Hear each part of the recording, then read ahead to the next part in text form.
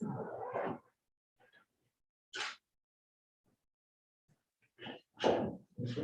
there been any discussion about that law?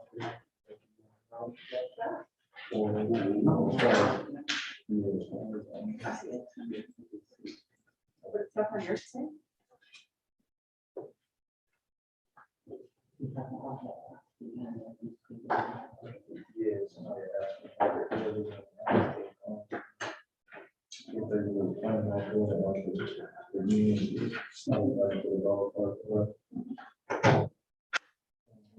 Nice view, but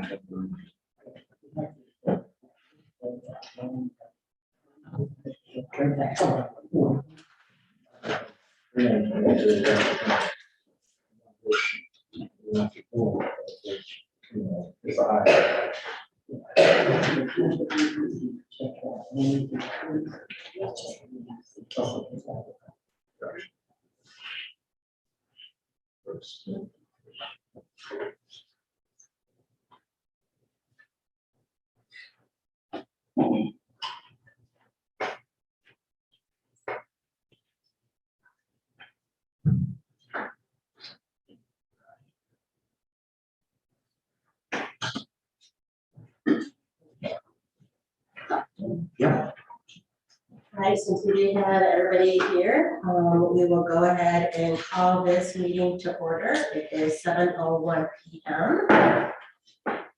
We can start with a moment of silence.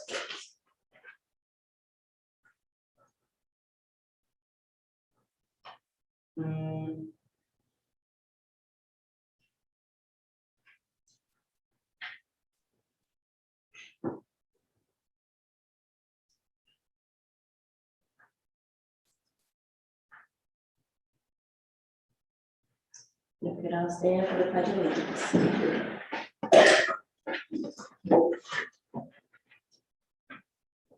I pledge Allegiance to the flag of the United States of America and to the republic for which it stands, one nation, under God, indivisible, with liberty and justice for all. will remind everyone that it's in the room to either turn off their phones, put them on silent. And we go ahead with the roll call, so just put it up. Councilmember Williams. Reed. Jackson. Here. Lawler. Here. Lanu. Here. Williamson. Here. And Anderson. Here. Do I have a motion to approve the agenda? So moved. Support? Any comments? City Clerk Domingo? Councilmember Williams. Yes. Reed. Jackson. Yes. Lawler. Yes. Lanu. Yes. Williamson. Yes. And Anderson. Yes. So we will start off this evening with a presentation from Mr. Scott Dion from Recreational Retail Establishments, Tranquility Fields. Yes. Mr. Deanda, the floor is yours for 10 minutes. Thank you very much. I really appreciate you letting us come in to be able to talk. Greetings for the Upper Peninsula. I came down today from Upper Michigan. I'm from the Copper Harbor Calumet area. So greetings from up our way. I served 6 years in the state rep position. I took care of 7 counties from Marquette City to Wisconsin. And I started as term limited out, and then we started working with Ed Santangelo, who's here tonight. He's the owner, the CEO of Tranquility Fields. And it is a recreational cannabis company. It's a Michigan-based company, so we'd like to give a little bit of a presentation on that tonight. One of the most things that we're doing is going across all 83 counties in Michigan. We're looking at economic development. It's one of the big things for us. Because when I was in the House of Reps taking care of 50 townships and 7 full counties, economics was pretty much the biggest part of my position in trying to get the downtowns back. I mean, I want to say Albion's a beautiful town. It's just like a lot of communities across the Upper Peninsula that I serve. It's just we're all in these challenging times to try to get businesses back into the communities. So we would like to present an idea tonight on what we have for Tranquility Fields. Let's put that, I'll bring up, yeah, you have me introduce himself. Good evening here at San Antonio. I have the stuff. Part of listening is give my background and help tell us why we're here tonight. I've been a serial entrepreneur for 45 years. Some of my companies are international. One of the things that I helped in the mid-80s develop first electronic medical record, give you an idea that company was international. But one of the things that I when I retired is I became interested after reading several articles about what Michigan was trying to do with cannabis. The three things that Michigan was trying to do, and I fully support. One is they wanted a social equity program, a racial equity program. They wanted to use cannabis in some way as a community development. So prior to 2018, when the proposal was passed, I actually put together a whole program about a year prior, because I knew it was going to pass based on the polls, and I brought it to the governor's office in 2019. And the governor really supported it. So did the lieutenant governor.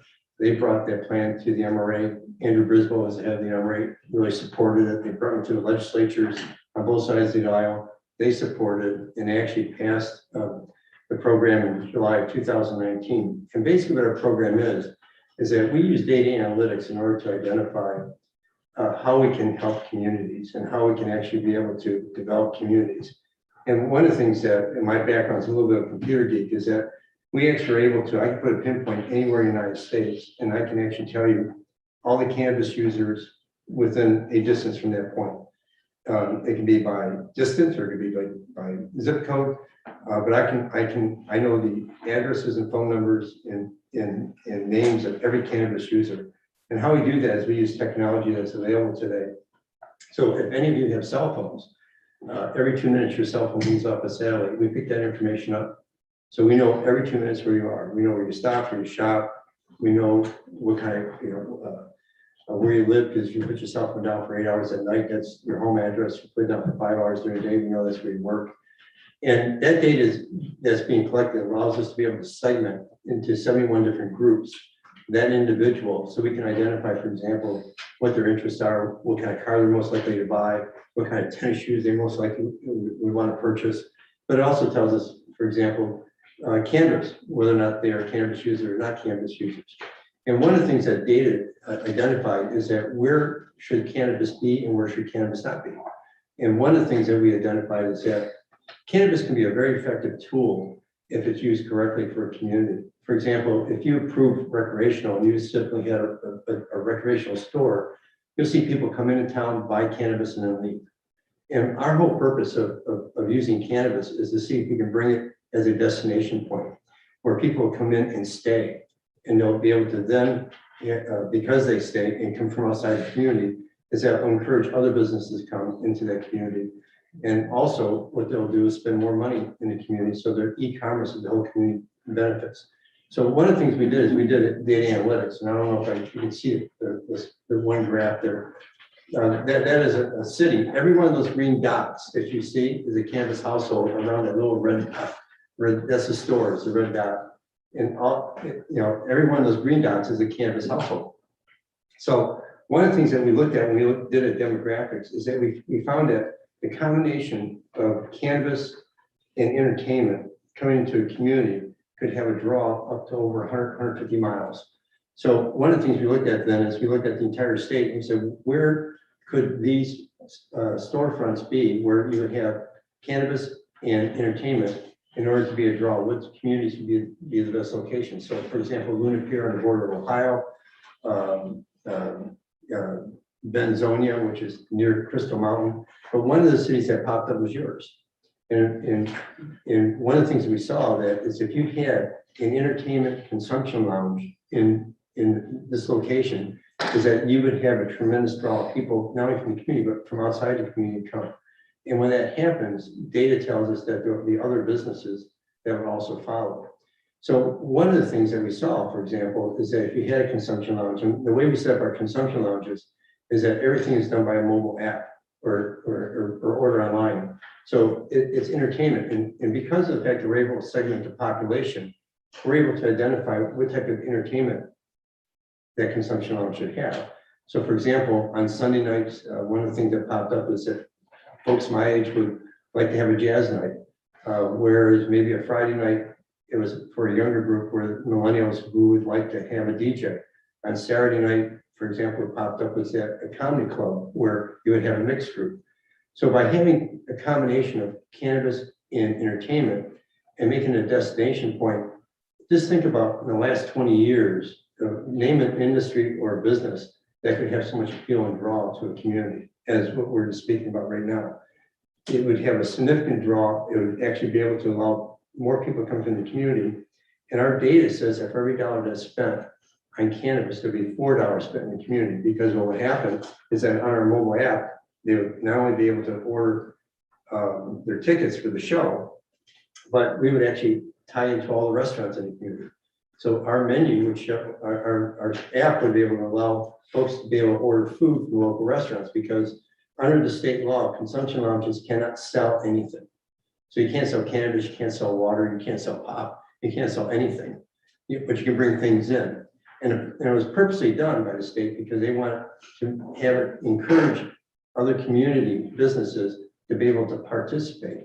So our mobile app, because of the fact that you can't sell anything but can bring things in, what would happen is that they could actually order food from a local restaurant ahead of time. So it would help the restaurants in the community, because now you have to worry about servers and having table capacity. This would be more of notice, to be of a catering event for them, so supplement their businesses. It means that people come, they'll stay in the community, which means that they may go and shop, look at different stores. We would have, for example, the Marriott down the street, their app, so they can actually order a hotel room, because if they're here and they're staying late at night, they may want to spend a great night, you know, at the hotel. We also have places like little restaurants or breakfast places that would, when they get up, they can know where there's a breakfast place or be able to buy gas. So that's how we were able to really start stimulating community. And one of the things our data says that whenever we have a destination point, something that can draw people into a community, especially from outside the community, they come to that community, other businesses will follow. You know, I drove up and down the street, have a beautiful downtown. It reminds me much of I live in Clarkston. And Clarkston was very similar to this about 25 years ago, where there's a lot of empty shops.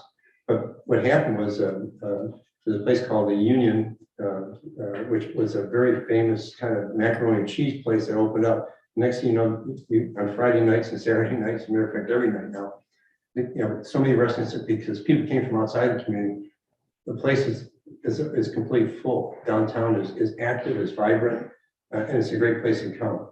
So, you know, my whole background is data, and I'm looking at the community element of this. And one of the things we see is cannabis coming into communities, but not benefiting anybody but the cannabis store. And we think if it's used correctly in your community, it could be a great way to start the revitalization program of the downtown. And you're one of the few communities, according to our chart, that shows that this would be a great spot. So like Luna Pier and New Buffalo, like I said, Benzonia, there's places that you would never think of being a place that would be a great destination point that are, if they use cannabis and entertainment correctly. So I know I had 10 minutes, so I wanted to be able to answer any questions. So I went through that pretty quick. You have any questions from council members? No? Yeah, Councilman Lennon.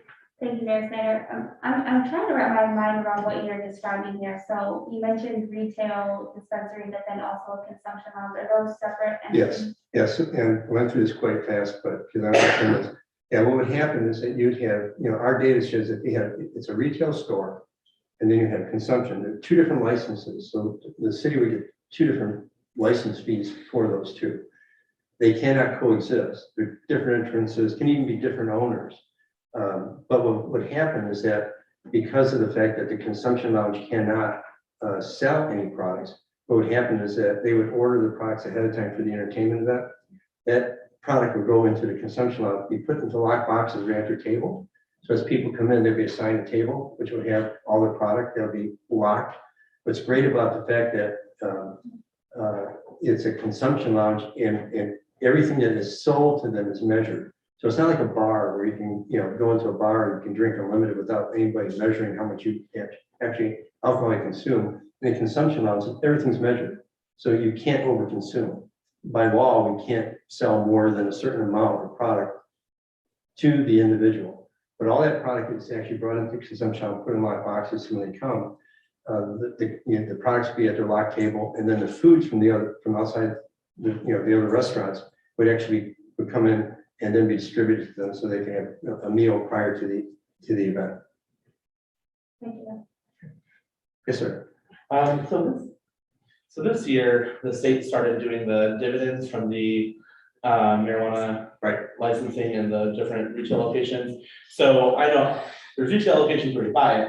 With the secondary license for its consumption, does that also count? Were they doing payments for those? No, Or is it just for the retail? It's just for retail. And you can't, in medical, you do not get any percentage of the excise tax. It's just the medical. And those payments work out to be about $25,000 Yeah. a retail location. Yeah, and it should be going more. We're anticipating that probably this year it's going to be more like about $80,000 per location.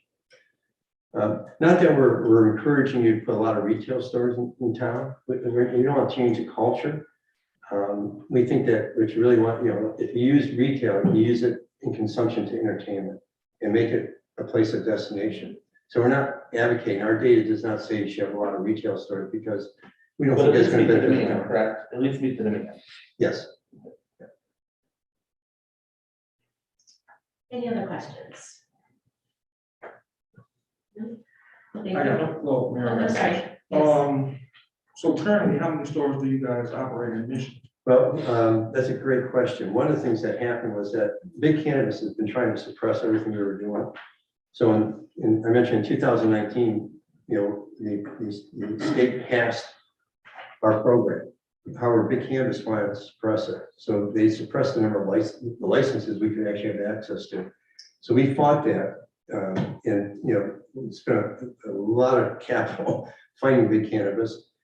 Trying to help the little guy. I believe everybody should be able to participate, especially small businesses. And there was no racial equity component, as you know, in the state. So we fought for that. And as a matter of fact, we're going down to Atlanta to the lieutenant governor's meeting. They're having a meeting with all the lieutenant governors down in Atlanta, and they're having all the black caucuses actually at that meeting. So one of the things that we try to do is make sure that there was a program that was viable, but that program did not become in effect until March of this year. The rules were finally changed in September of 2020. That came into effect March of this year. So the answer to your question is that as of March of this year is when we could actually start giving licenses. So we anticipate the first stores to roll out first quarter of this coming year. Okay, what's the capacity? What's the We keep- largest capacity? Yeah, we keep it small, between 60 to 80 people. Okay. And the reason why is because, I'm sure all of you have gone to events where it's a big room and you have 80 people, it seems like nobody's there, but if you go into a smaller room, but 80 people, it seems like it's a happening event. So we keep it small intentionally. We want people to be on a wait list to want to come in town. We want people to really desire to come in town. So we don't try to make this a massive event. We just try this to be a kind of a point of destination. Consumptions are designed to make money. To be quite honest with you, they're designed to really be a draw and be attraction. So just to be clear, in order for us to have something like this council actually need to pass recreational marijuana usage or sales, in the community. And we'd have to approve the license types because there are 4 different license types. In addition to the retail sales, we'd have to approve the special event or the special use venues, correct? So That's correct. So the way that communities like yourself have done it is that they would actually do zoning. They do it through zoning. They say unlimited, they won't say unlimited retail, they'll say unlimited retail consumption. But the way you zone it, you make it so it's only within 1 block. we just did this with recreational manufacturing. The attorney is really good at zoning things like that. Yeah, so you zone everything else out. Like in Luna Pier, we met with the mayor there, and the mayor really wants to do this, and he wanted retail, but not only consumption. So what he basically did is that he made it commercial unlimited on a commercial zone property. Well, there's 15 properties that were zoned commercial, but what he did is everything north of Luna Pier Road was compliant by zoning. Everything south was not, which brought it down to what he wanted was 3 locations.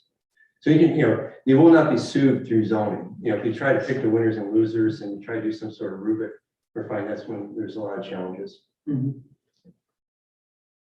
That's a great question. Dave.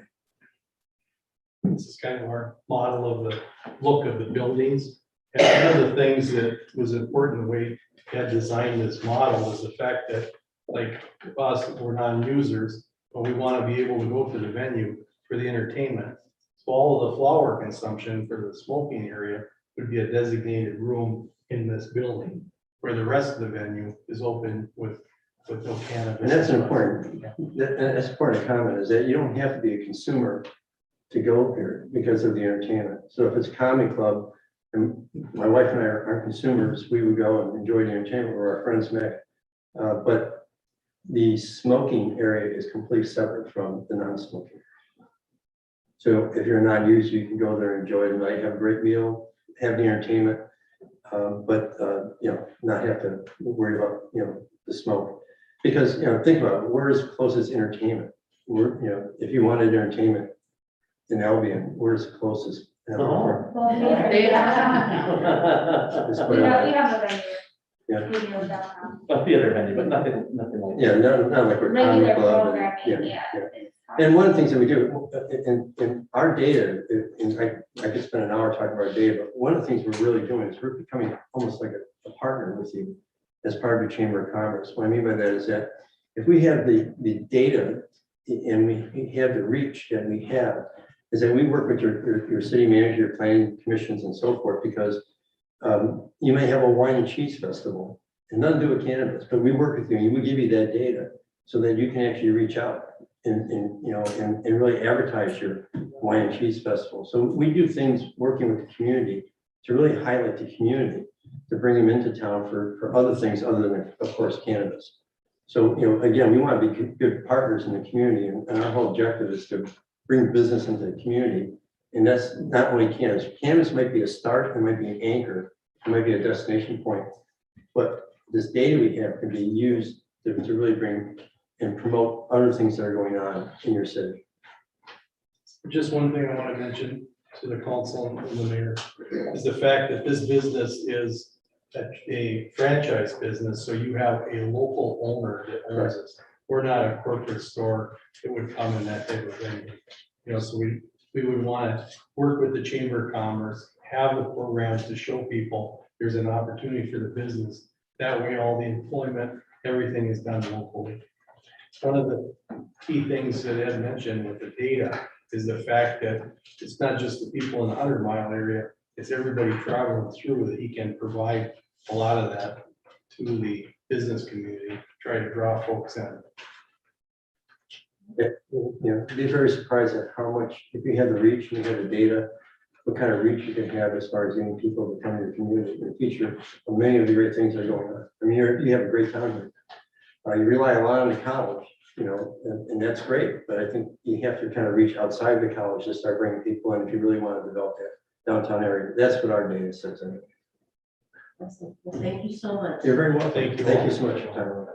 Yeah. If you have any other questions, I handed out our cards. If you have, I'm sorry, I had a couple short booklets I'll send to the city manager. I'll send you a few more so everybody has one. I thank you all. Thank you.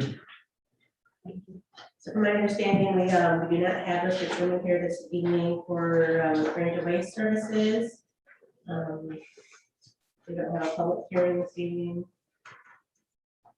Is there anybody in the gallery that would like to stand and address the council on any of the agenda items?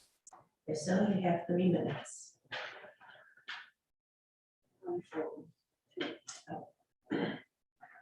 Jill, do we have anybody on Zoom? Operating showers.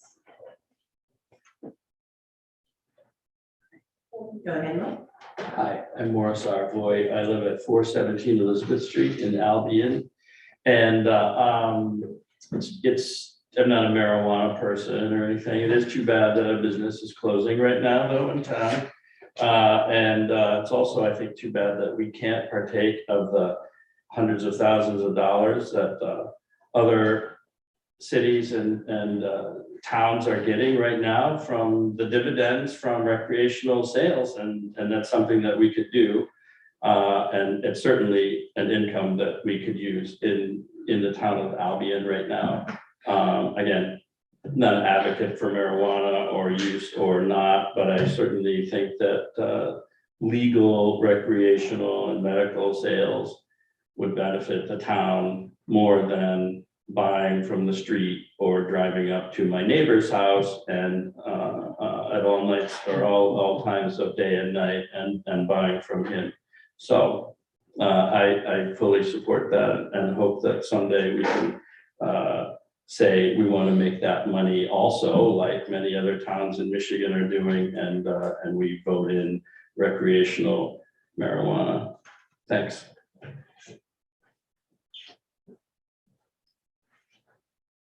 Anything in the showers?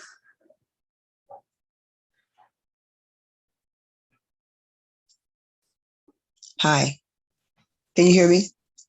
Again, go ahead. This is Everine Showers, 805 Valhalla Drive. I don't agree with this marijuana stuff. I don't agree with the recreational. I don't agree with the place to go and smoke it. Entertainment. I just don't. I just see too much in that.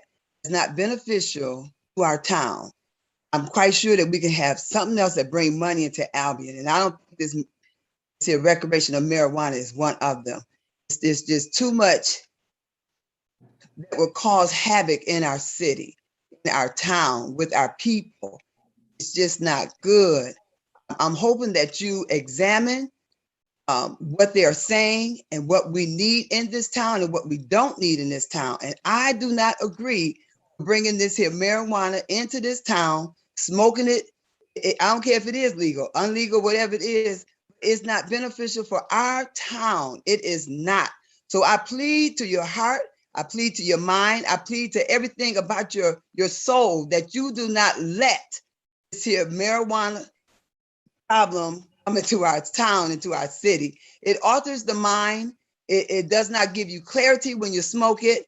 All kind of things go through your mind. You hallucinate. You do a whole bunch of stuff. I don't know what they putting in it, but it smells like I don't know what. And it stinks. And you already know who's smoking it by the smell of it. So I disapprove of recreational marijuana. I disapprove of bringing in a building where you can go and smoke it and entertainment. I disapprove of all of that. And it's not good.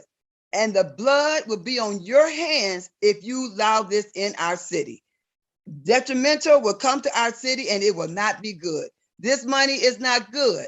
So I'm asking that you examine what they are saying to you and what our town need and what our town do not need. I plead to you right now. I do. Thank you. Anybody else in the gallery? Anybody else on? Okay. Do I have a motion to adjourn for a closed session? Support. Councilmember Reed, Jackson, Yes. Lawler, Yes. Lanu, Yes.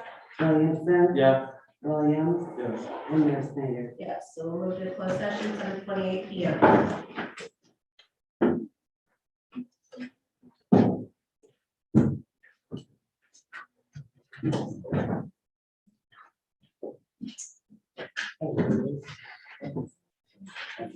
No, you don't have to stop it. We'll just leave it and then we'll. It'll be good to hear that.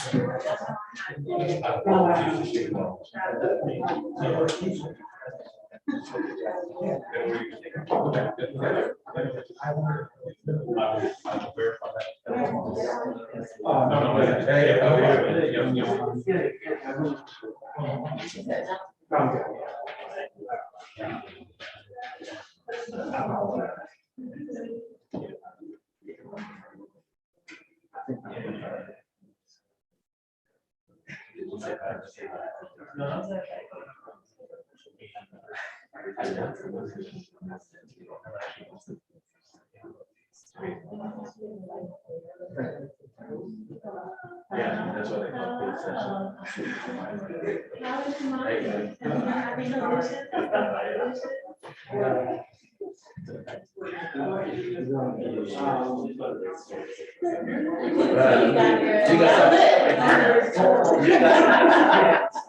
You got something.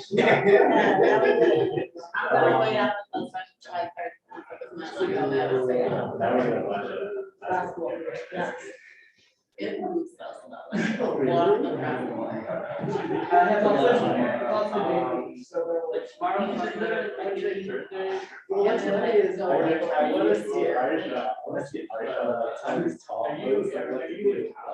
Lord, have mercy on our town. Help us, oh God.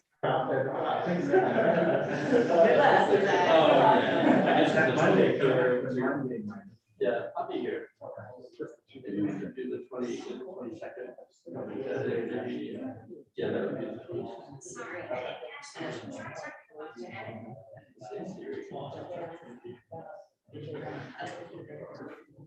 Stop. iPhone.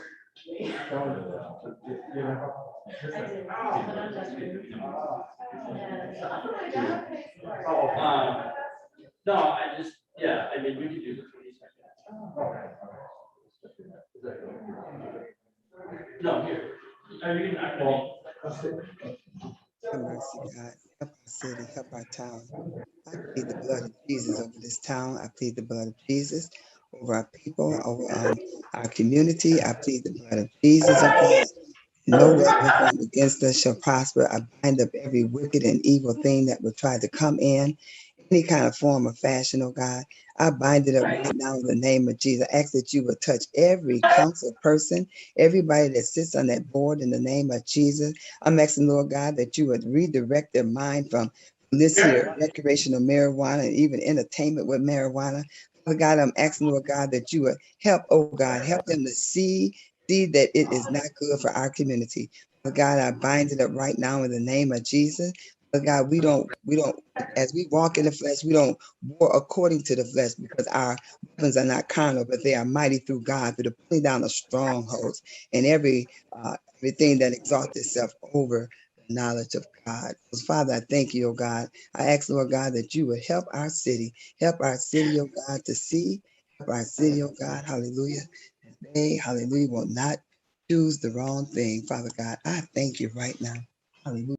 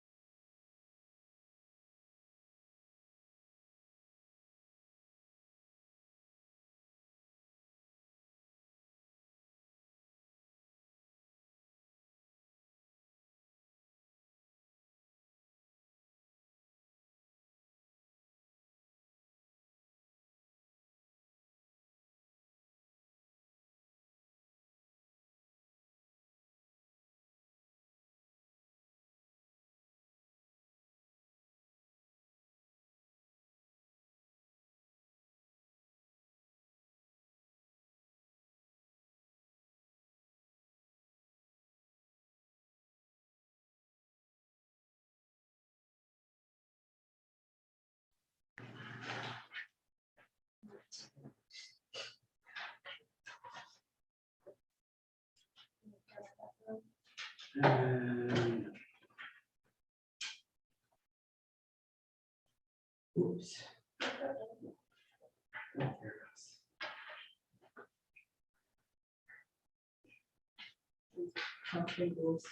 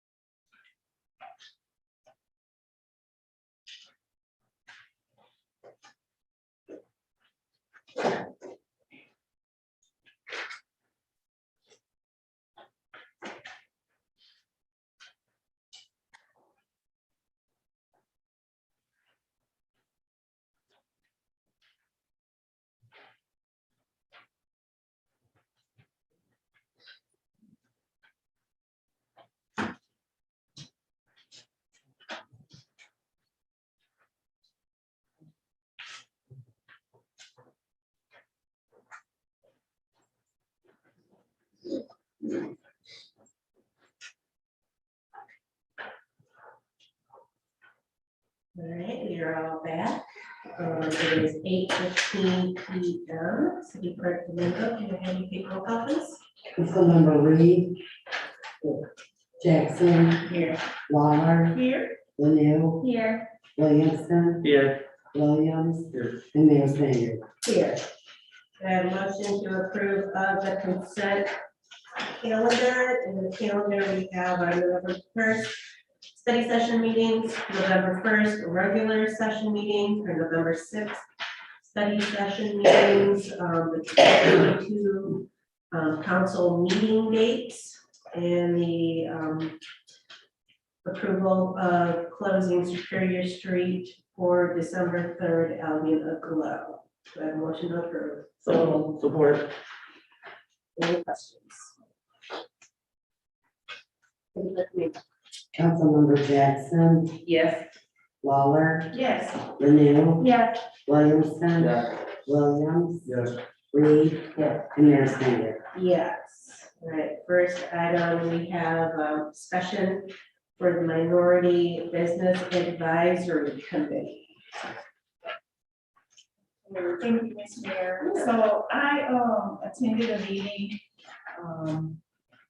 it's called a Black Community Meeting, and they were discussing some things that I thought that should be brought to the forefront to council.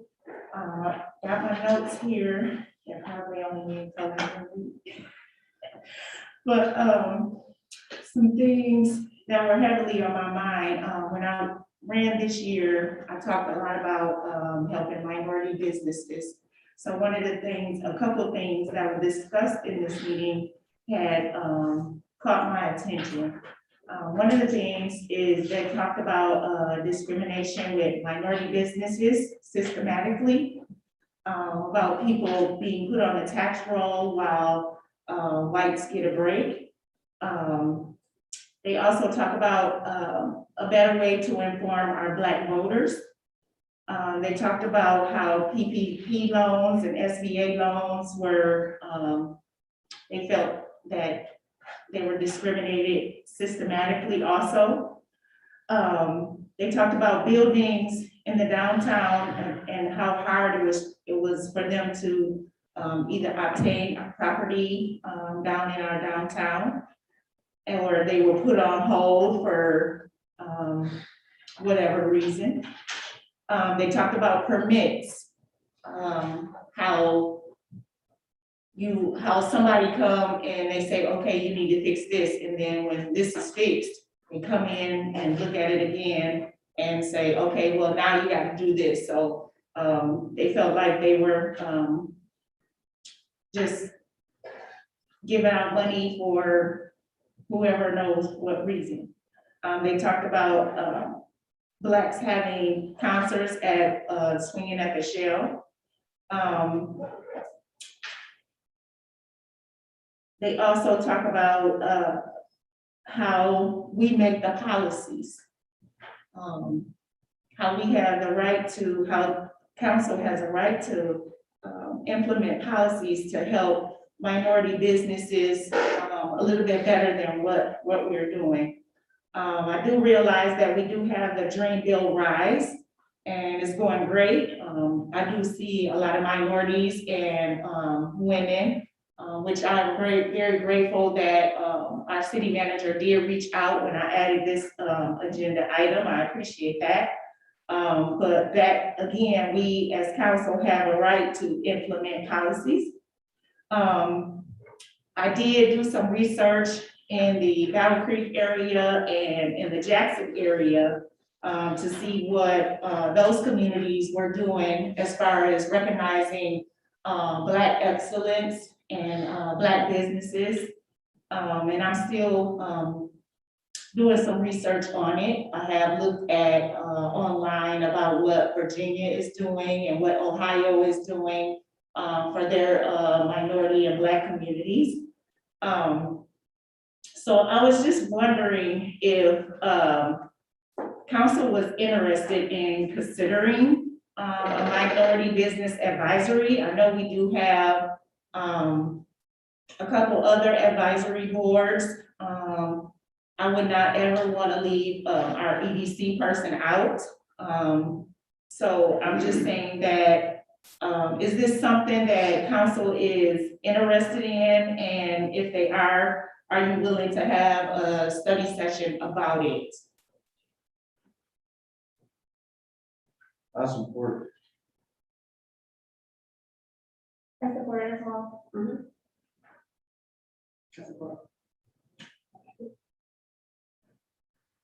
So I can get more information and I can speak with my city manager and have her kind of help me a little bit and guide me on the way if she doesn't mind. Also do some more research about what other communities that surrounds us are doing. So I appreciate it and thank you.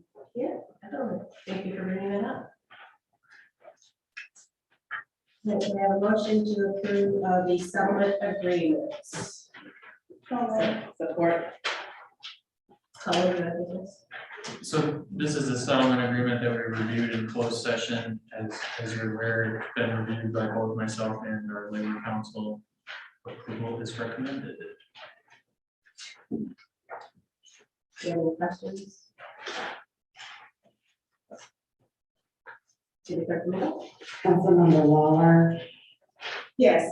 Linnell, Yes. Williamson, Yes. Williams, Yes. Reed, Jackson, Yes. and Mayor Snyder. Yes. Will be able to say this correctly, do I have a motion to approve of the rejection of the transfer of property not sold at auction on Center Street? Support.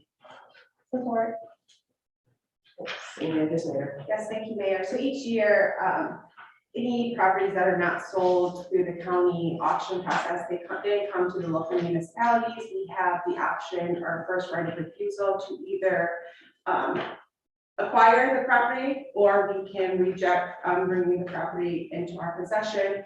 And to review of this year, we only have one property that did not sell. It is located on West Center Street.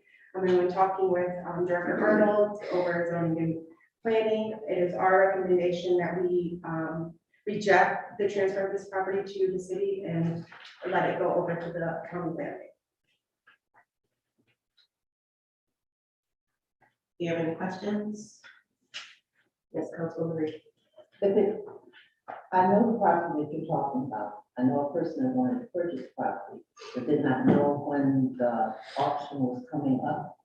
And I had called over to the open talk to Brian Wassler, the treasurer, about that, but evidently no one notified him as to when it was going to happen. So if it goes back to the treasurer, does he apply to them for purchase of it? Yep. Okay. Yep, you would need to contact the land bank. All right. Any other questions? City Clerk Domingo? Councilmember Linnell, Yes. Williamson, Yes. Williams, Yes. Reed, Jackson, Yes. Waller, Yes. and Mayor Snyder. Yes. Motion to approve the first reading of ordinance 2022-11 to amend chapter 82, article 8. So moved. You did to read that. Support. Helen? So, this is a change to the ordinance that adopts the Michigan Motor Vehicle Code. The current ordinance has several, and I'm not exactly certain how this came to be set up many, many years ago, but it basically sets forth the city's own version of basically what are, I guess, supposed to be parallel to the state's towing statutes for abandoned and scrap vehicles. The chief and I have had many conversations about this because there's, quite frankly, a lot of abandoned and scrap vehicles around the city. Where the problem comes in is there was a federal case out of the Eastern District with the city of Detroit. It was Bright Financial Services versus Bobby's Towing Services. And basically what the federal court said was two things.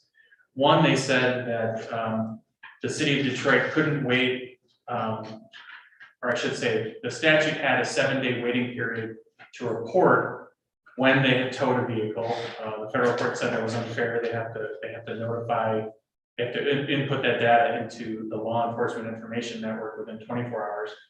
And then the other thing they said is the way that the state statute is set up is in order to contest the towing of your vehicle or to contest that the fees are unreasonable, you basically have to post a bond equal to what the towing fees are to even contest it.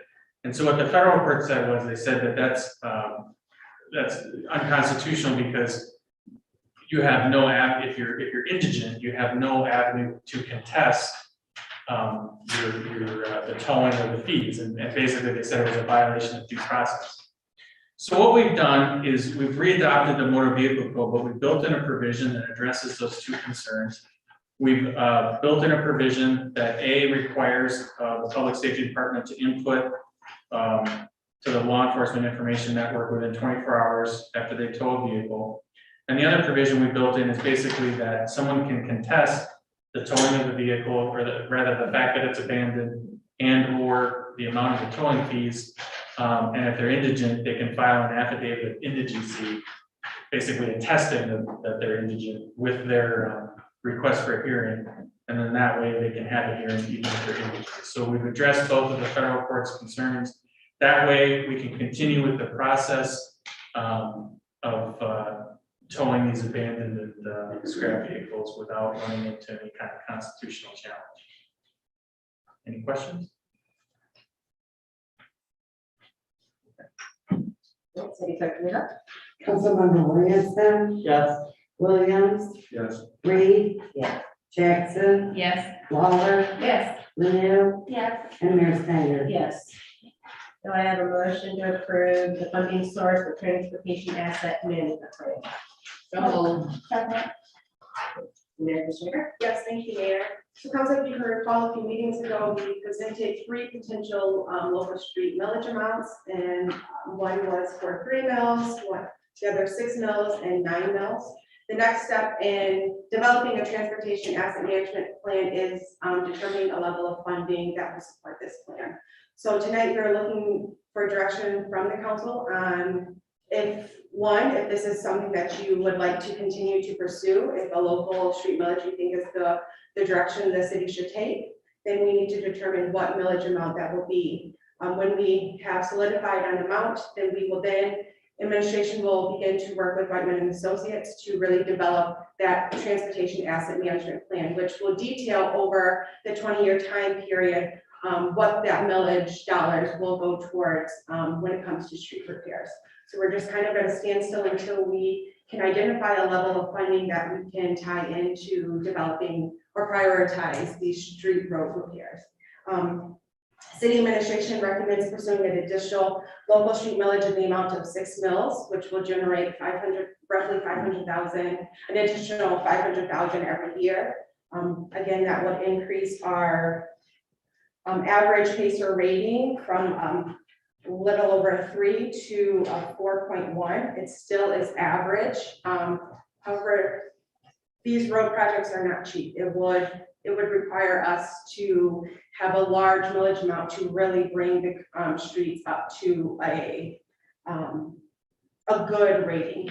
So we're trying to be mindful of the burden that this will go on to our residents. We understand we are still navigating our way through the health pandemic.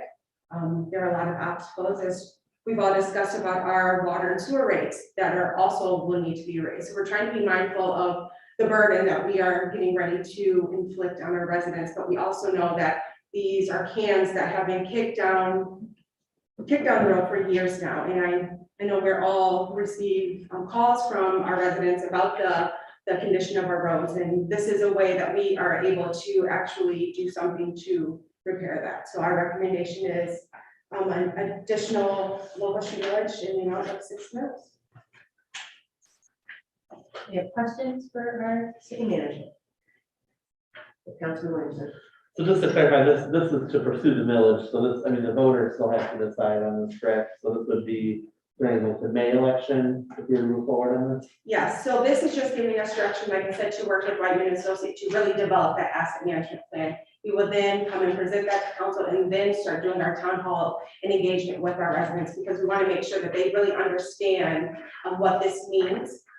So this we're not looking to a quick process. We want to make sure that we are taking our time to really educate our community on what this could do for us. I see you over. Yeah, you did, but she answered. Okay. Councilman Williamson. So if we were to move forward with pursuing the 6 mills tonight as you're recommending, Whiteman and Associates would put together kind of a comprehensive plan about which streets, where, when, over the time, you know, because I see we have 5, 10, 15, 20 years. So, you know, resident so-and-so can say, yeah, I know in 6 years, my street's gonna get done if it's on this list, correct? Yeah, so identifying a funding source allows them to do just that, map out which areas in the community we will service in year 1, 2, and then continue on. And then as it relates to additional bonding, is there any, are we already bonded out to the max at the moment? Or is there the potential that the city could pass this as a bond where we're able to do more at once versus, I mean, I'm just trying to get max. You know, we want to have the big shebang and say, hey, we got 20 miles of road done, but I just want to know what our bonding levels were as it relates to this, because if we could potentially do it as a bond, that would make a difference to the voter, that they know that tomorrow their street's gonna start getting done, you know, redone versus 10 years. Yes, we are not at our max capacity, and we're not making that as a recommendation because our USDA application for the wastewater treatment plant improvements was just submitted at the end of last week. So we're waiting to see on what our approval will be through USDA on how much of a loan and then how much of a grant that we will receive from that program. And then we will obviously have to seek bonds for those improvements. So we're kind of waiting to receive our approval from USDA before we bring forward that recommendation to pursue bonds for our roads. Sure. Okay. Any other questions? Okay, right. I think we've talked about roads for a long time. I mean, and I know that the last mayor, previous mayors have all talked about how bad the roads are. They haven't gotten any better unless you've been targeted over the last 5 or 6 years to have those streets done. And when they get done, they look great. And everyone's really happy with them. I would want to move forward with the administration's recommendation to move forward with the 6 mills. The millage, at least for now. I think, you know, our residents tell us we're really upset about the roads and we want them fixed. This is one of the vehicles by which we can get those fixed. And when we find grants to offset these costs, then we get more done.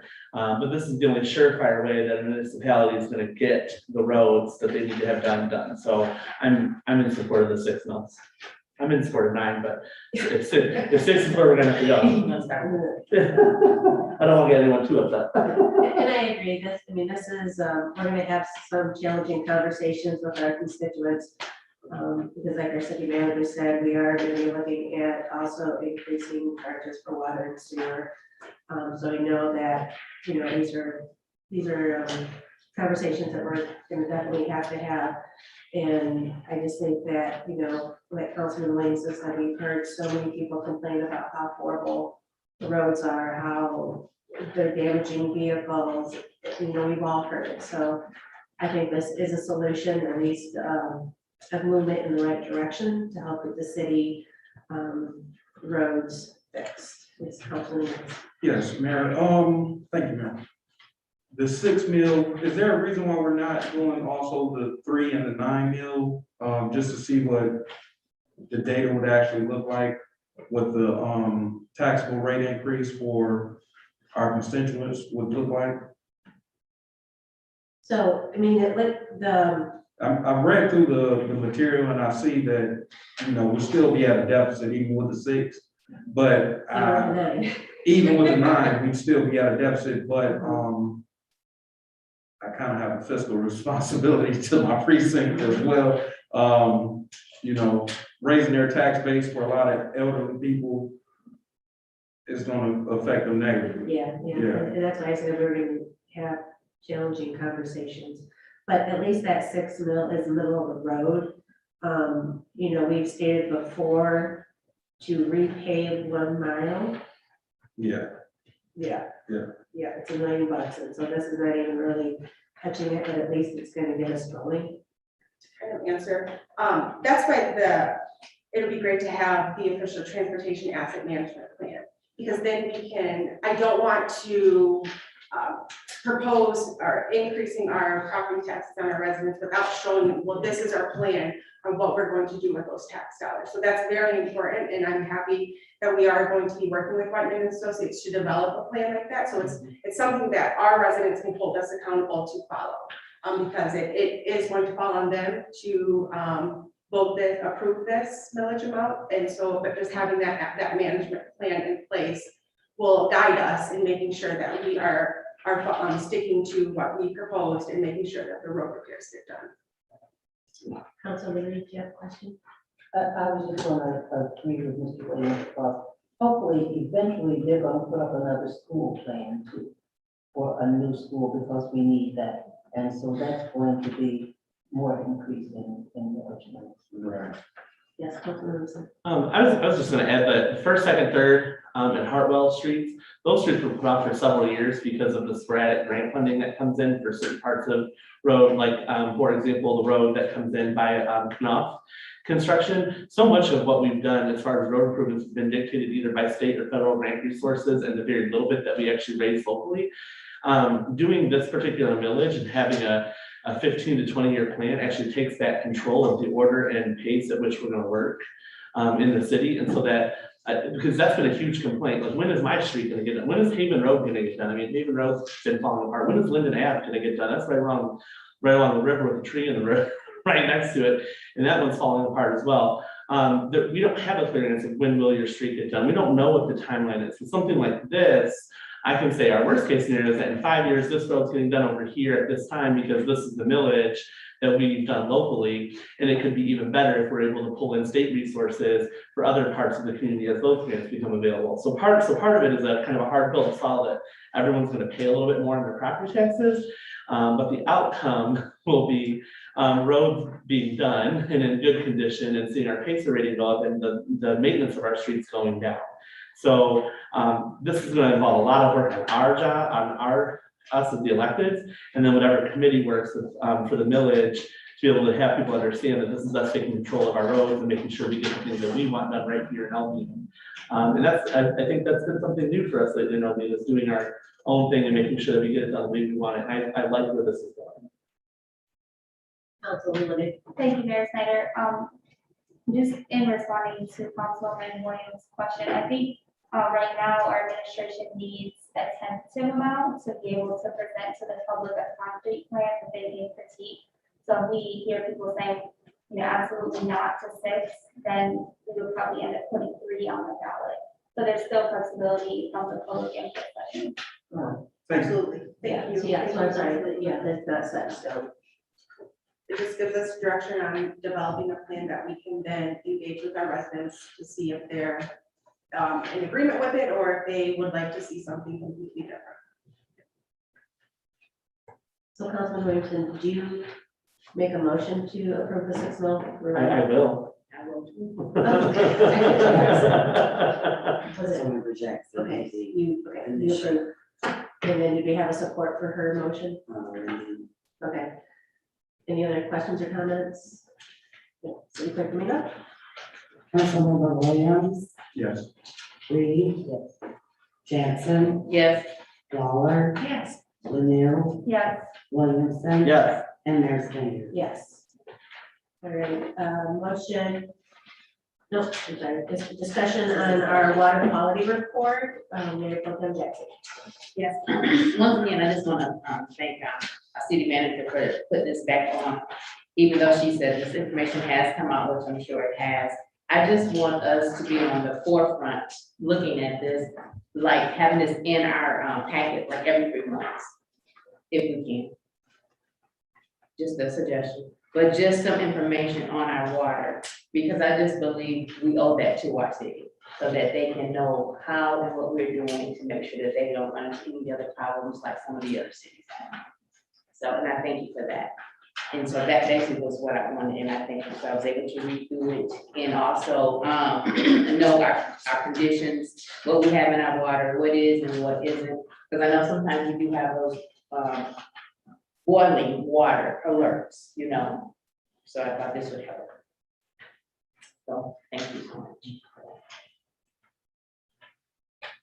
Yes, Councilwoman. thank you, Mayor Snyder. In looking through this material more closely, because it wasn't our packet, I was curious, it says that if someone would like to know more about the report, they could contact the city. Is there a more comprehensive report, or is it just a matter of like talking to someone with expertise to kind of break this? Is this the only report that we have? That's the report that I have been provided, and I will look to Director Miller as well as Jay Loomis, who is our OIC over our water treatment plant, which we are required by state law to have someone and he serves as that, so I will put it over to Director Miller. So as far as a more comprehensive report, yes and no. Every month we fill out a report and submit it to the state for water quality estimate. Jay is actually the one that does that. He's the operator of the water system here. So if you have specific questions, Jay can answer. Loomis 408 West Ash Street, the sole employee of Loomis Water Consultants. Nice to meet you. Yes, ma'am. Thank you for the work that you do. I was struggling to break down the report itself, not having a background in it, with the maximum contaminant levels, maximum residual disinfecting level, and the treatment techniques all being under one heading. And then I wasn't sure in terms of the numbers themselves, like what is the context, what is the scale, is there a legend that we could have to understand what this number means? This is a fill in the blank report. Every community that's got water has this, and they fill in the blanks. And it's all generated by Eagle. Eagle is the one who we cover everything that they tell us to do. If I can answer your question, MC, they have certain levels of what they say is acceptable, because there's no water that's pure. There's nothing out there that's pure, but they have levels of what they have as acceptable. And some of the stuff, they don't have that yet. PFAS is one of the new ones that's on that. They've been looking at in the last 2 years on that. There are 54 different types of PFAS. We only have to report on ones that we actually detect. On that report, there's more than that, because I didn't realize I didn't have to put it down if we didn't detect it. There was only 2. On those, if you talk to Eagle, they will say that they're at the forefront of the United States of working on PFAS. I don't know, they might be. I don't have a way, I won't dispute that, but I don't know. Of those 54 different types, they have looked at in depth 17 of them. And on those 17, they've come up with what you can drink and it doesn't affect you. On ours, there's only 2 of them that's actually in our water, and it's very low. The MCL on, I believe, one of them, and I'm not a chemist, so I can't get into what they actually are. Okay. But on one of them, you can have 43,000 parts per million. Mhm. And we have like 17, I think, is on there, maybe 12, I'd have to look at it close. The other. On the other one, you can have 51 parts per million, and I think we have, I was wrong, I had it backwards. You can have 51 parts per million and we have 12. On the other one, you can have 400,000 parts per million and we have 3. Yeah. So there's very little in it. You would have to get on an Eagle website to break down more of what these are. It's basically I use MCL, I'm not sure because they run, but that's what they say is their limit to keep the water safe. Everything should be below that. I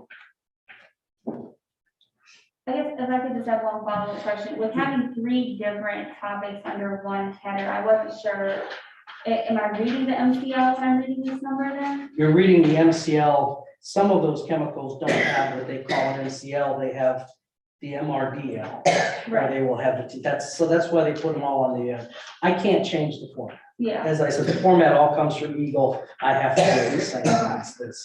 And honestly, I'm sorry, I don't know what MRDL means. I'm told that it's the maximum residual disinfection level. You're all So, set then. yeah. That's why probably, I was like, that's for different chlorine than then. Contaminant. Then that's for chlorine. Okay. We add chlorine to the water to kill bacteria. And if there's over 4 point, then that's what that disinfectant level, you're allowed to have 4 parts per million as opposed. Once you get over that, I have to let the city know that that's there. Doesn't necessarily mean that it's not safe to drink, but you guys have to be aware of it. Absolutely. Yeah. So when And you're I also saying- have to let you know. Absolutely. So when you're saying it's kind of handed to you pre-formatted, does that include the regulated contaminants? That includes everything. Okay, because I think, when I was reading this, if chlorine would have said MRBL, then that would have maybe included that, the one area that was speaking. But I'll look into Eagle, and I really do appreciate you being here tonight. You guys, there is one, I will say one thing only because they talk about lead a great deal. I've never been to Flint and I've never been to Benton Harbor. I don't know what you end up with. I don't know what's there, but I do know in here, you guys had a company called OK Boiler, and you guys probably know about it more than I do. It was gone by the time I got here. But they did most of the stuff. They put most of the water lines in the ground. All right. And because they were a boiler company, whether they were related to somebody in City Hall, I don't know. But because they were a boiler company, they used brass. And it was very quick for them to dig a trench, hook 2 things to the brass together, and then they used about 18 inches of lead to connect that to the water main. So when you hear about Flint and they have 60 feet of lead or 110 feet of lead between the water main and the house, we have about 18 inches. And then the houses that are listed on there are an estimate. When you read next year's report on the lead, it might be a little bit different. Eagle's view of lead evolves, and it evolves like Pokemon did for my kids. The evolved Pokemon doesn't look much like the one that came from. I would, for that last page where it talks about the estimate of the number of lead services, if you wanted, I could show you the map where I estimated, and that was just me looking at it. And you might look at it and say, no, you're wrong, and that's fine. I was only had to estimate it in there, and they have come out with a new criteria for next year's CCR that I have to do it a little differently. So it might be a very different numbers in there. I haven't gone over it because I actually don't need to do it yet. And I have to have all the information by the end of the year to do it, but I do know it's different. Okay, yeah, that sounds very useful. I think residents would like to see on our website too, if that's possible. I don't know about that. I don't know the website, but whoever does. Thank you. Anything else? Mayor Pro Tem Jackson? Yes, I just want to tell you thank you once again for what you've done. No hurt, no harm, but I just believe that we just owe it to our citizens to make sure that everything is being taken care of, and we don't doubt you. Well, I don't doubt you, but I just like you, I thank you for what you've done. By answering the questions and some of the ones maybe she's had, maybe some other ones that other people might have had and have not said anything, but we just want to make sure that we're doing our due diligence to make sure that we have the best water when they say we have the worst water, because of how it tastes. So, thank you so kindly. Yeah, Lindsay, is the water clerk or the water person at City Hall. She does have my phone number. If any citizens call in with questions more in depth about this, she will pass that on to me, and I don't work a full day. I'm part-time, I'm sorry. But I mean, usually the next day I call up and I say, how can I? And then the other reports that I have, there are other in-depth reports that this was consolidated from, and I can pull them out and answer their questions. And sometimes I call you and say, well, I'll get back to you, and I call Eagle to get the questions from them, because they're much smarter than I am, what they say. All right, really appreciate you. Yes, Thank ma'am. you so much. Yes. Now this may be a question for, the city commissioner, but with a little bit more than 10% of our, service lines being lead, is there any plans of replacing them? Yeah, so we are required by state of Michigan or EVO to replace all of our lead and copper lines by 2040. We have to identify all of them by 2022. Next year. Yeah, by the end of the year next year. So we'll be working, we'll be very busy to do that, to get that done. So yes, that is a priority of the DPW to get that taken care of. Thank you. Yes. And I believe when we did the ARPA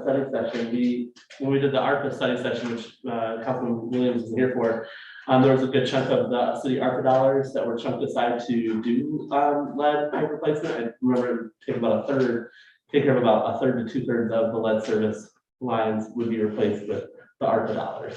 Perfect. Thank you. Okay, all right, thank you. So we did have the regular. Thank you.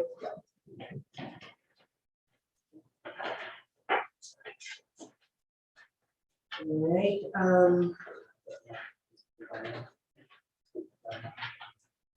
I did not have in the packet, but we with Christine Thomas's. So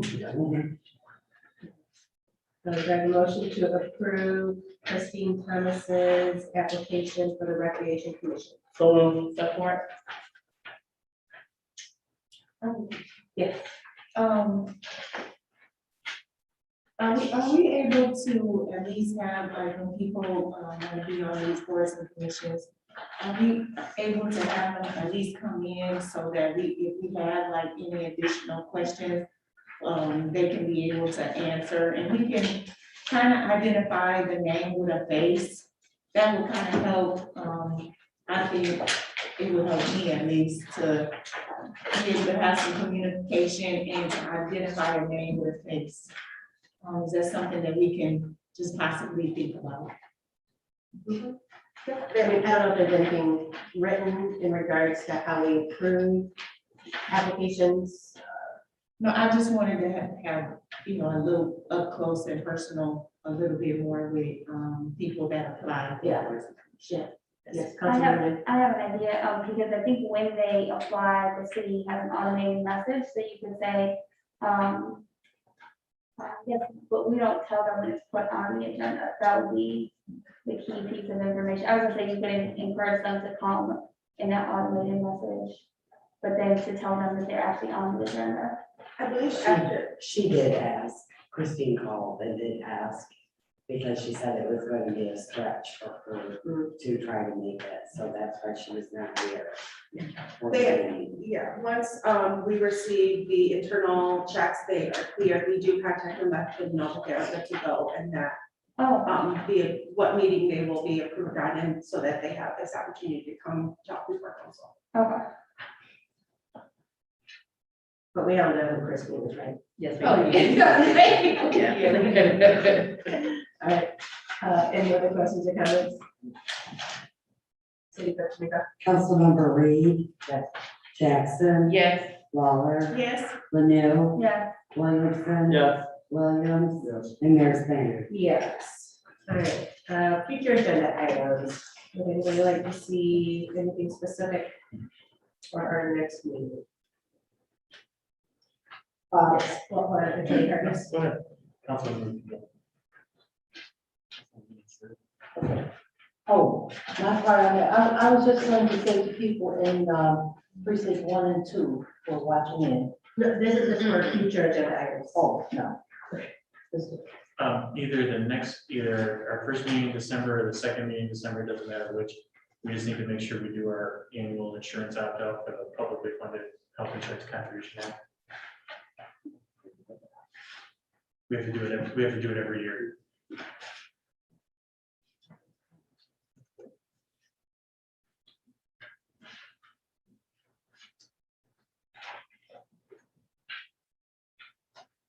Councilman Williamson?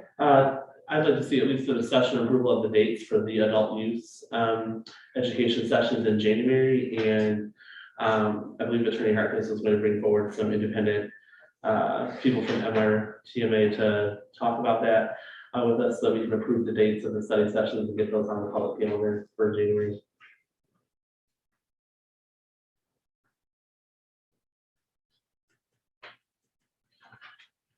I just have a reminder that we will have the public hearing for the 2022 budget at the December 6th meeting as well.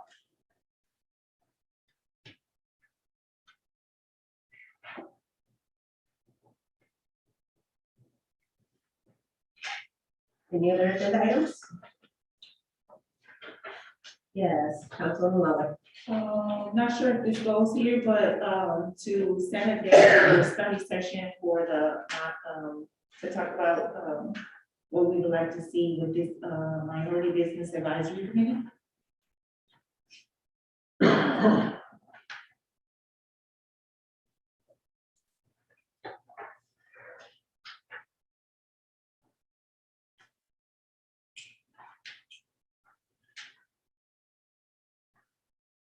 Any other agenda items? All right, public comments. Do we have anybody in the gallery that would like to stand and come forward to speak to council for 3 minutes?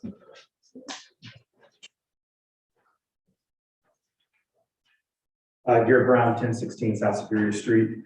Oh, sorry. Just wanted to stand and support Councilmember Lawler's effort to create a kind of a minority economic development commission or advisory board. And I think it would be important to just make sure it's, I know with advisory boards, it's like a 2-year limit to those. So maybe it needs to be more like the like arts and culture board or whatever, as a commission or something like that, so it can go forward for a longer period of time. And then regarding the street thing, I know that President Biden has signed the, I guess, the actual physical infrastructure bill. And so the report or the news article I was reading was saying that Michigan might be entitled to around $10 billion of that. And so I know the state still has funding that they have not distributed to communities, but that might be something that the city in some way can try to, lobby or find a way to get a hold of, because I know there's the wastewater treatment plant issues, and I know there's a period where we had discussed about getting a new water tower. I know that right now our capacity for the water tower is sub-optimal. It's not meeting what we should have for the size of our city, and that was something that would have required raising rates as well. So if there's any way that maybe the city can really look into getting that and not having that fall on seniors, because they're just like the school bond thing, things that I think are necessary. So I would hate to have something like a group form and try to oppose that one. The final comment was regarding the appointments. As far as I know, I don't think that's in the rules, but I think that is helpful in terms of having the candidate who's going to be appointed at the meetings. I think that is good to see if you have questions. So But to my knowledge, that's not a rule, so that's something you all could probably add to the council rules. Thank you.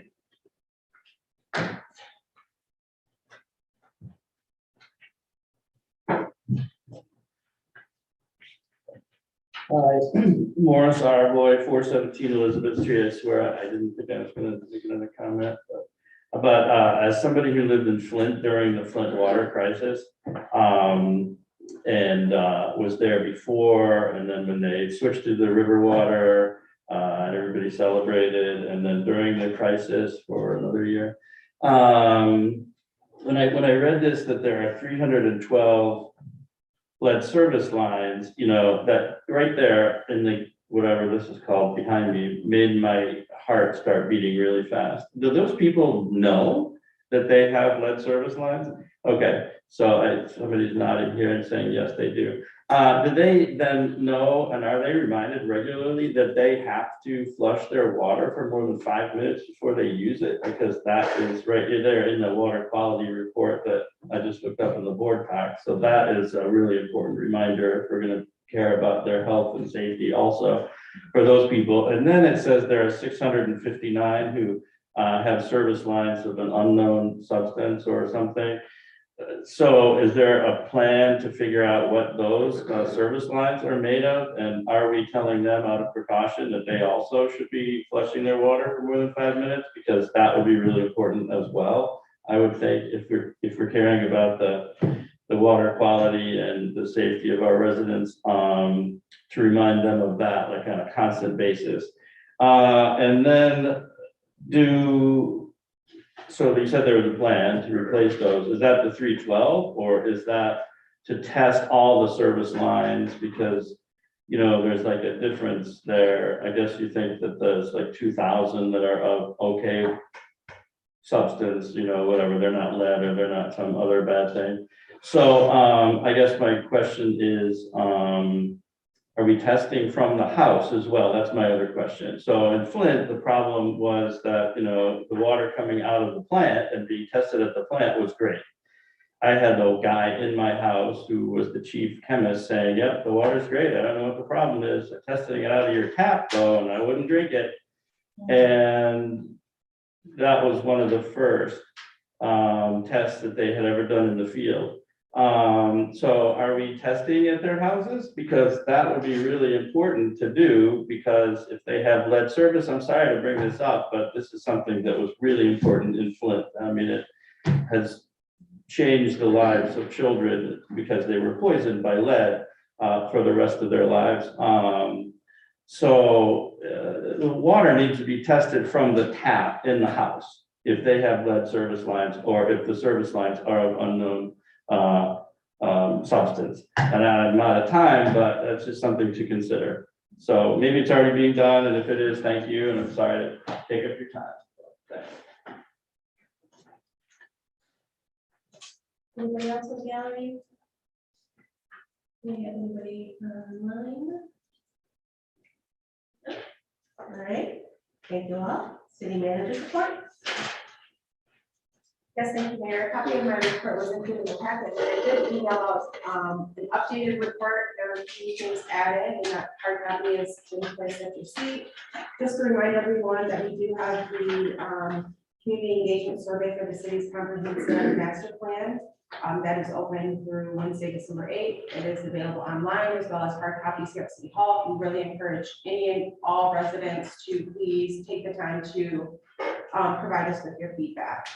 Albion College, I had city administration, which included myself, Director Miller, Director Arnold, and Nikki Bittner with Whiteman Associate. We met with Albion College administration on November 3rd to review and discuss the following: current and planned infrastructure projects by the city, current and planned infrastructure projects underway by Albion College, areas of overlay to consider and optimize opportunities to work together, shared services, parking, and pursuit of grants and funding. This was a good meeting. It kind of brought everyone to the table and a better understanding of, obviously, a public budget is much different than a college private budget and how quickly they're able to move opposed to what we're able to. So I thought that was a good meeting to have and look forward to working to continue to work with the college to make sure that these projects are able to come to life.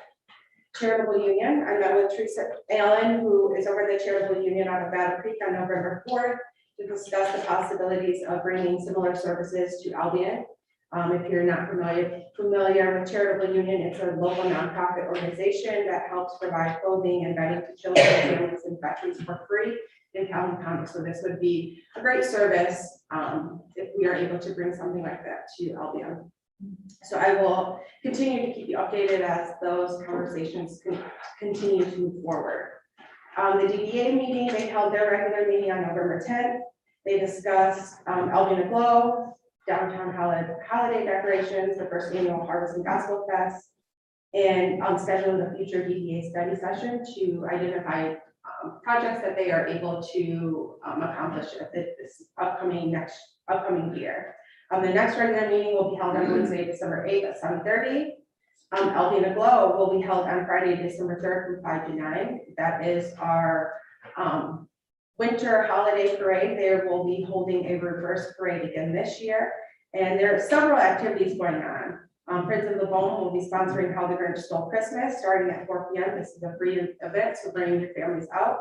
Followed by the tree lighting from 5:30 to 6, and then the parade will follow. Santa Claus, elves, the Grinch, and Cindy Lou will all be present, so we really encourage all residents to come out and participate. If you have the chance to participate in the Sweets on Superior Street for Halloween, that was a huge success. It was great to see the sidewalks filled with children, parents, grandparents, aunts, uncles, cousins. So we'd like to see the same for our holiday parade.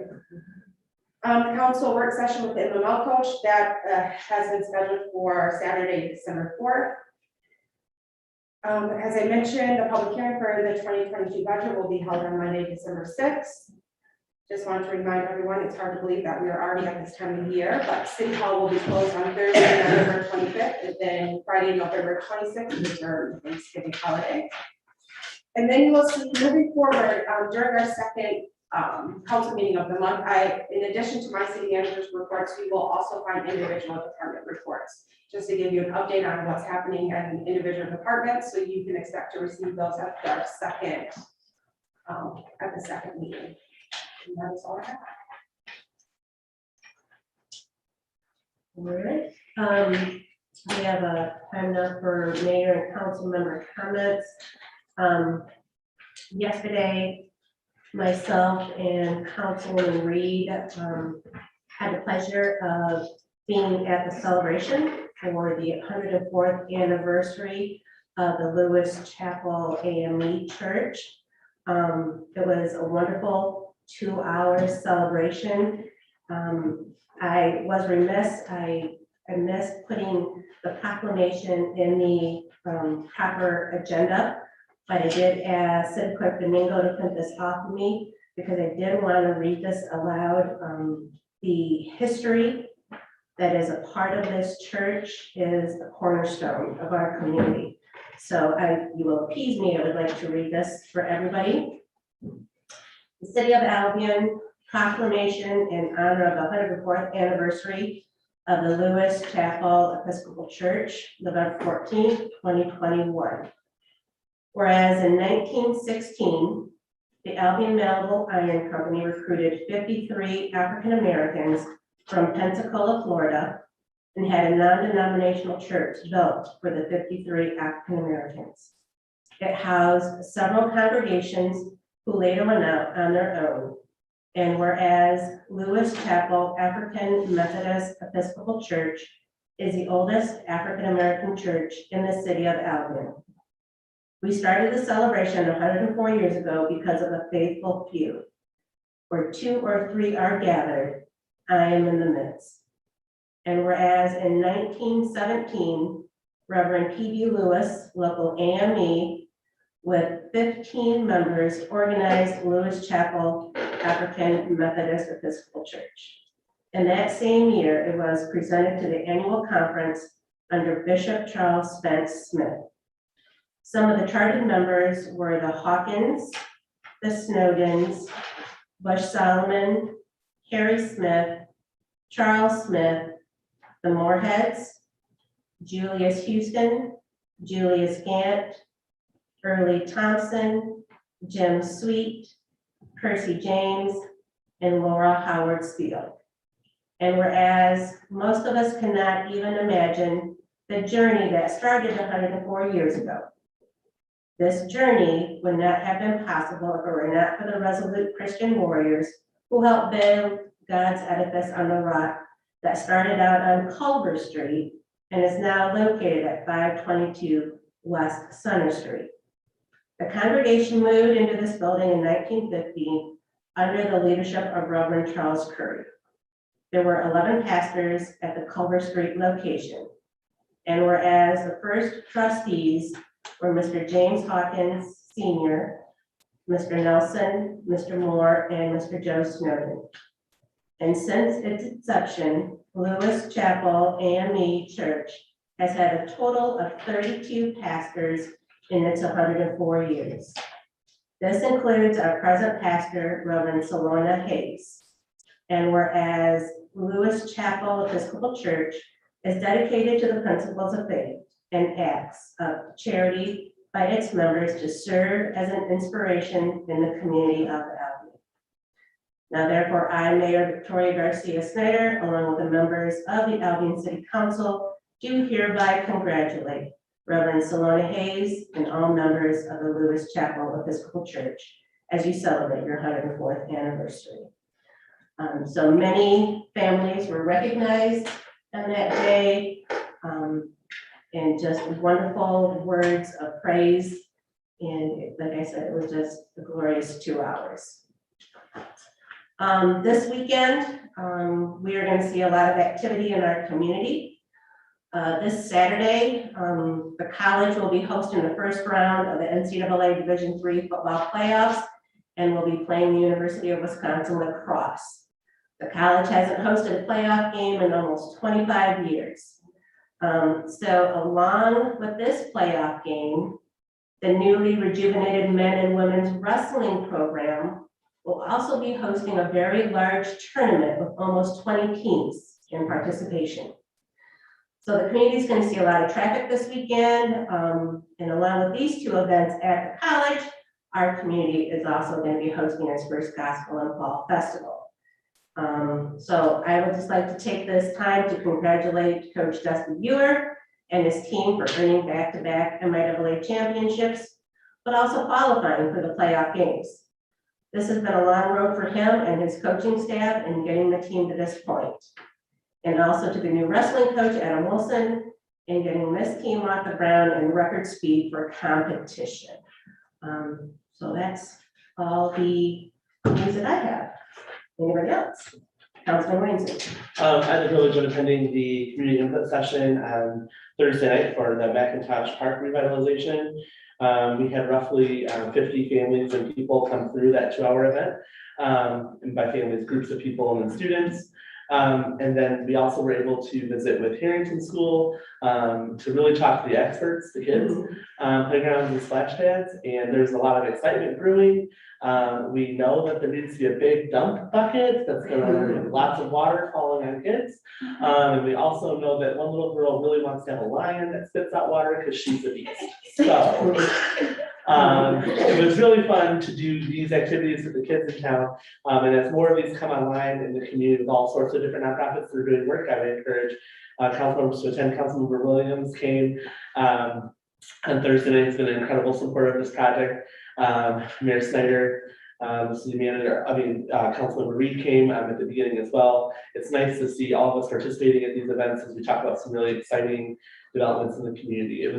There's a bunch of different type of turf that you can put in a splash pad. I did not know this, but we all got an education on turf. So please be on the lookout for more of that. Just very excited to be working on those projects. Yes, Councilman. Thank you, Ms. Mayor. Over this past weekend, well, last week, I had a town hall meeting for the 4th precinct. And I just wanted to share with you all some topics that we did discuss. So my precinct was mainly concerned about code enforcement. As far as parking, I think a couple family members had, family come down, they knew they couldn't park on the street, so they would park like on the side of their houses and they would still get a ticket, so, that was just one thing, and, they were asking, where do company park? If you can't park on the street and you can't park on the side of their houses, where can company park? They also talked about, plastic being on windows, why aren't they, cited for that? I have a list, with about 5 different things that I'll share with, city manager, to help me address, some of these issues that people are having in my precinct. But it was mostly code enforcement. We did talk about, the Huron Street project. Representatives were there to talk about it and, kind of, let the people that do live on Huron Street, let them know what was going on with that project and, how it would be covered up for the winter. And, they were really receptive to it, so, that was another thing that we talked about, but it was mostly code enforcement, and I'll get, some information to you about, some of the other concerns. Thank you. Councilwoman, Thank you, Mayor Snyder. I just wanted to give a shout out to some incredible volunteers that came out on Saturday when it was like sleeting and very cold. Also just remind folks that the leaf pickup ends at the end of the month. So we really want to try to help residents know that the leaves are, the yard waste removal service that Granger provides is going to be ending, and getting the leaves off the road is really important. any other comments? All right. We have everybody here, so, do I have a motion to adjourn? Support. City Vice Mayor. Councilmember Williams, Yes. Reed, Jackson, Yes. Lawler, Yes. Lanier, Yeah. Williamson, Yes. and Mayor Snyder. Yes. Meeting adjourned 9:16 PM.